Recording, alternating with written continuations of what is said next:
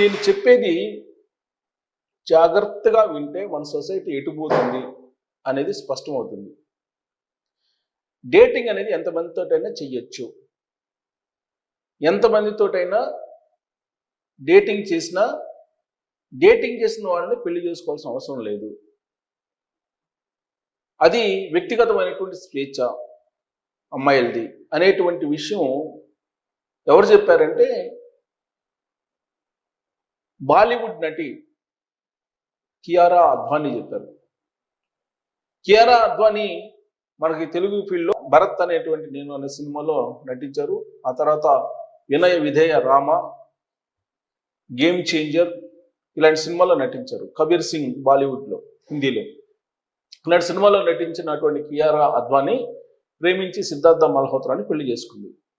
వాళ్ళకి సయారా అనేటువంటి అమ్మాయి ఉంది. ఈ మధ్యకాలంలో ఒక పాడ్కాస్ట్ ఇంటర్వ్యూలో సయారా పెళ్ళి, రిలేషన్షిప్, డేటింగ్ ఇలాంటి వాటి గురించి మాట్లాడారు. మాట్లాడినప్పుడు చాలా బోల్డ్గా కియారా అద్వానీ మాట్లాడింది. డేటింగ్ ఎంతమందితో చేయొచ్చు, డేటింగ్ చేసినటువంటి వాళ్ళని పెళ్లి చేసుకోవాల్సిన అవసరం లేదు తన కుమార్తె అని చెప్పి తన కుమార్తె గురించి ఆవిడ మాట్లాడారు. అంటే ఒక తల్లి కుమార్తె గురించి అంటే కూతురు గురించి ఎంతమందితోటైనా తిరగచ్చు, ఎంతమందితోటైనా ఉండొచ్చు, కానీ పెళ్ళి అనేది చేసుకోవాల్సిన అవసరం లేదు, అసలు పెళ్ళే చేసుకోవాల్సిన అవసరం లేదని చెప్పి చెప్పింది. అది వాళ్ళ ఇష్టం, వ్యక్తిగతమైనటువంటి స్వేచ్ఛ ఆధునిక సమాజంలో అని చెప్పి ఆవిడ కియారా అద్వానీ చెప్పారు.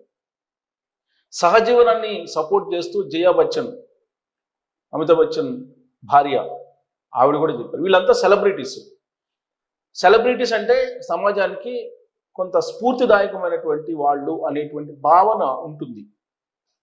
వాళ్ళని ఫాలో అవుతారు. ట్రెండ్ సెట్టర్స్ వాళ్ళు, ట్రెండ్ ఫాలోయర్స్ ప్రజలు.